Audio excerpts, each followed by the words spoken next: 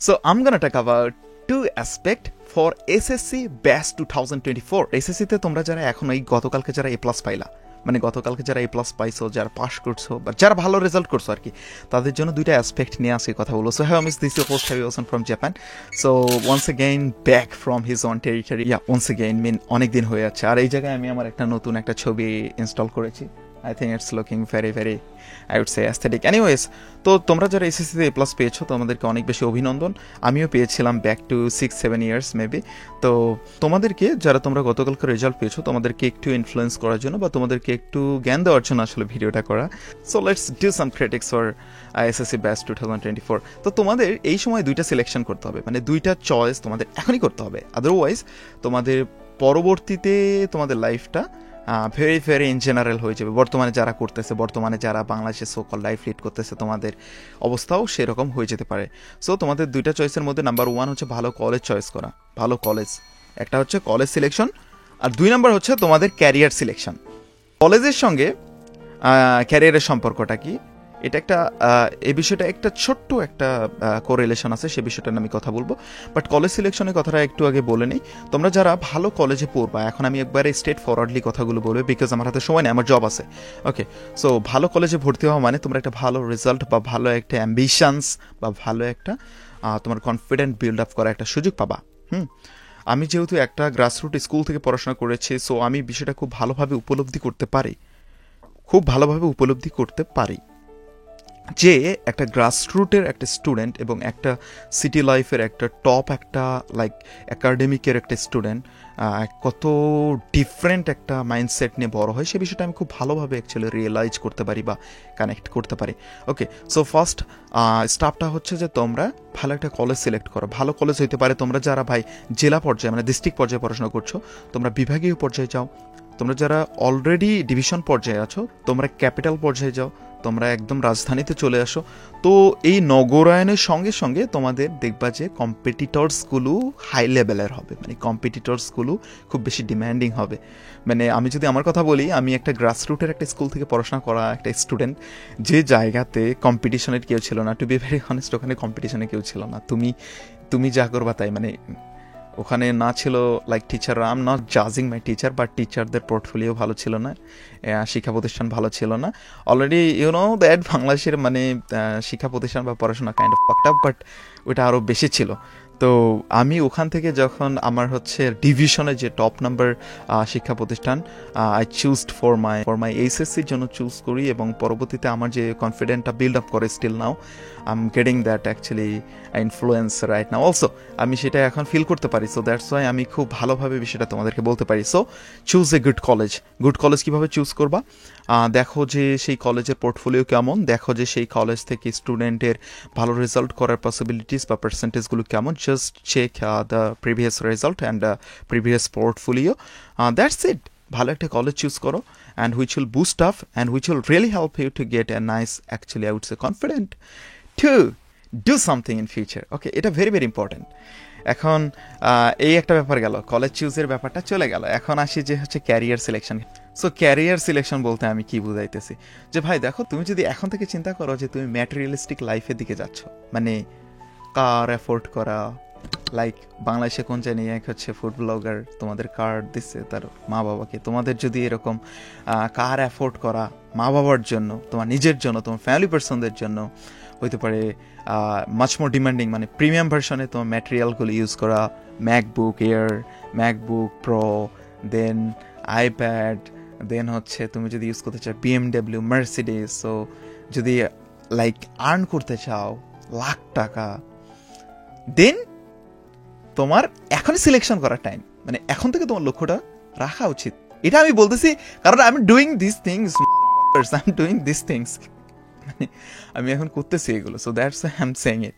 আবার অনেকে অ্যারোগেন্স হিসেবে কথাগুলো নিয়েন না, মানে তোরা অনেক জুনিয়র, এই জন্য এমনি কথা বলতেছি, অ্যারোগেন্স হিসেবে নিলে থাপড়ায় ঠিক করবো। ওকে, সো তোমরা যদি এমন লাইফ লিড করতে চাও, মানে সোয়ার অফ মাই গড, আল্লাহর কসম করে বলি, তোমাদের এখনই এটা চুজ করা উচিত, মানে এখনই তোমাদের ভাবা উচিত। কারণ তোমরা যদি এই বাংলাদেশ থেকে মানে কি করবা, বাংলাদেশ থেকে এইচএসসির পরে তোমরা যদি বাংলাদেশের যে পাবলিক ইউনিভার্সিটি আছে, এগুলোতে ইন টোটাল সিট সংখ্যা কত? 70,000। 70,000ই তো সব মিলে, রাইট? এই 70,000 সিটের জন্য তোমরা এবার পরীক্ষা দিচ্ছ 14 লাখ। এই 14 লাখ থেকে এ প্লাস পাইছো 1,70,000। তার মানে তোমরা 1 লাখ আগেই বাদ, তোমাদের স্কোরিংয়ে তোমরা বাদ 1 লাখ। হ্যাঁ, মানে শুধু 70,000 তোমাদের ওখানে ক্যাপাসিটি থাকতেছে। বুঝতে পারছো কোন লেভেলের চিন্তা ভাবনা করা উচিত এখন থেকে তোমাদের? তো তোমরা পাবলিক ইউনিভার্সিটিতে চান্স পাওয়ার কথা বাদ দাও, শুধুমাত্র 70,000 তোমরা একটু অগ্রাধিকার পেতে পারো।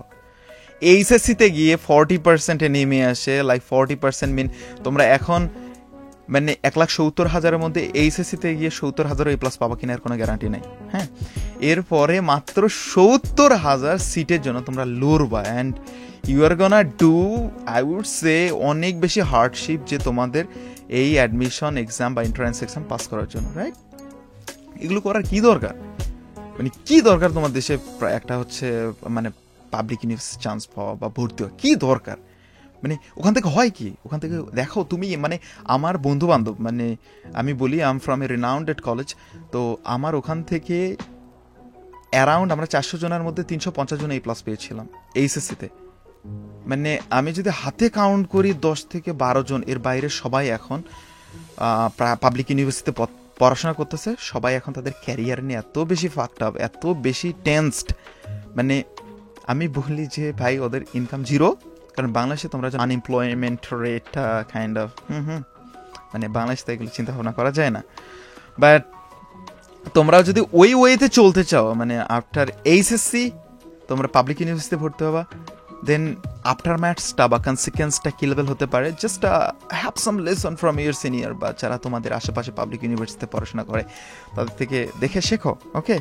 বা তোমরা যদি এখন আমাকে বলো যে ভাই I know somebody from my college life, from my school life and from my desiring university যে ওরা বিসিএস ক্যাডার হয়েছে। শোনো, বাংলাদেশে প্রতি বছর বিসিএস এর জন্য সিট সংখ্যা খোলা হয় কত? মানে অ্যাডমিনিস্ট্রেশন লেভেলে 4,000 থেকে 5,000 এর বেশি না। হ্যাঁ, পরীক্ষা দিবা 2-3 লাখ। বুঝতে পারছো?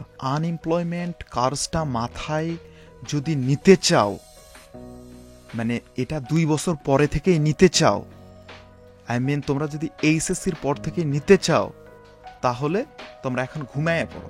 তোমরা সবার মতো চিন্তা ভাবনা এখন থেকেই করো, বুঝছো?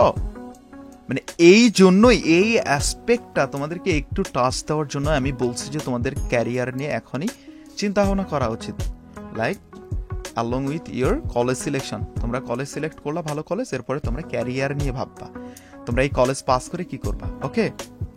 এই জিনিসটা নিয়ে ভাববা।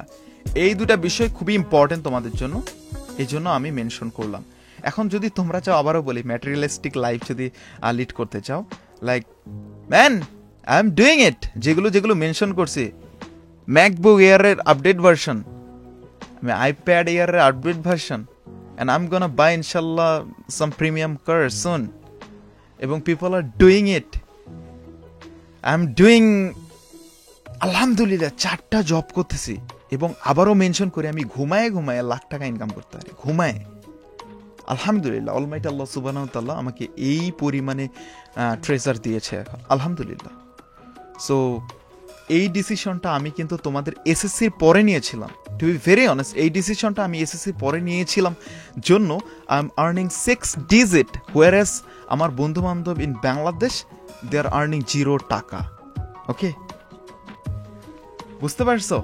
সো এখন থেকে এই বিষয়টা নিয়ে ভাবো, এই বিষয়টা নিয়ে চিন্তা করো, ভালো কলেজ সিলেক্ট করা এবং ক্যারিয়ারে কি করবা। বাংলাদেশে পাবলিক ইউনিভার্সিটি যাবা কি, বাংলাদেশে প্রাইভেট ইউনিভার্সিটি যাবা কিনা, নাকি তোমরা দেশের বাইরে টপ নাম্বার ইউনিভার্সিটিগুলোতে ট্রাই করবা, সেই বিষয়গুলো নিয়ে ভাবো।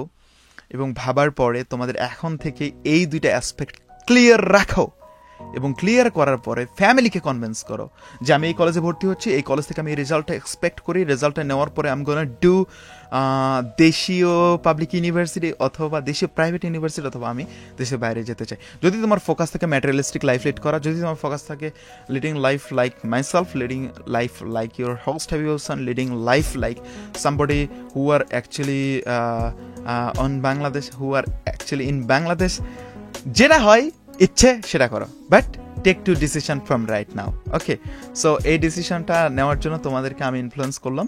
সো হোপফুলি তোমাদের মাথার মধ্যে একটু কিছু ঢোকা উচিত, যদি কিছু না ঢোকে সো জাস্ট আমাকে 2 বছর পরে এইচএসসির পরে যখন তোমরা পাবলিক ইউনিভার্সিটির চান্স পাবা কি পাবা না, তখন একটা নক দিও।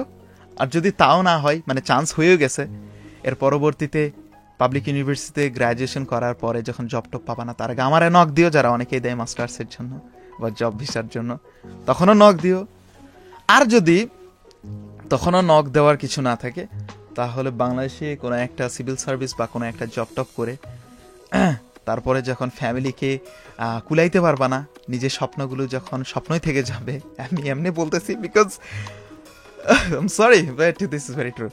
স্বপ্নগুলো যখন স্বপ্নই থেকে যাবে, তখন আপনাদের বা তোমাদের এসএসসি ব্যাচ 2024 তোমাদের ছেলে পেলেদেরকে ম্যাটেরিয়ালিস্টিক লাইফ লিড করার জন্য হলেও আমার সঙ্গে যোগাযোগ করতে বলো।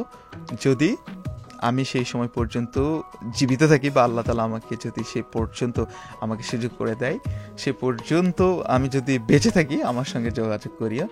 I will help you to show you the right pathway to get some more treasure in your life. Okay, so SSC Batch 2024 তোমাদের এখন বেশি কিছু ভাবতে হবে না, জাস্ট 2টা জিনিস ভাবো। এই 2টা জিনিস তোমাদেরকে দিয়ে গেলাম ভাবার জন্য, until you are actually selecting, until you are taking admission on your college।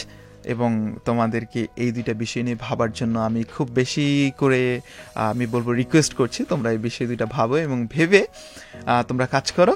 এবং থ্যাংক মি লেটার অন, যখন তোমরা বিষয়গুলো রিয়েলাইজ করার সুযোগ পাবা। ওকে, সো আজকে এই পর্যন্তই রাখি, বেশি চিন্তা করার কোনো কারণ নাই। আর আজকে আমি এই পর্যন্ত রাখি, because I have to go to my office, আমার জব আছে এখন। So thank you very much for watching this video. I hope you might get a little bit inspiration, a little bit, actually I would say motive from my video. If you get anything else, if you find something interesting to think about, then it's a really pleasure for me. And if you have any question regarding anything related to education in Bangladesh, related to education in Japan, or related to education and international background, যেখানে হোক, so do let me know in the comment box. I'm opening your comment section for your free opinion, so you can leave your comments so far. No worries if you wanna join me on my social media. I'm in social contracts. I'll be sharing all of my social contracts throughout the link tree option below in the description. Please check it out. So you can actually join my messenger group. I have a messenger group actually sharing my thoughts related to international education. এবং আপনারা সেখানে join করতে চাইলে you can join me, just knock on my page and my personal page. So that's it. So no more today. I'll be right back on next week. Stay tuned, Japan mama, and do something like your mama. Bye bye.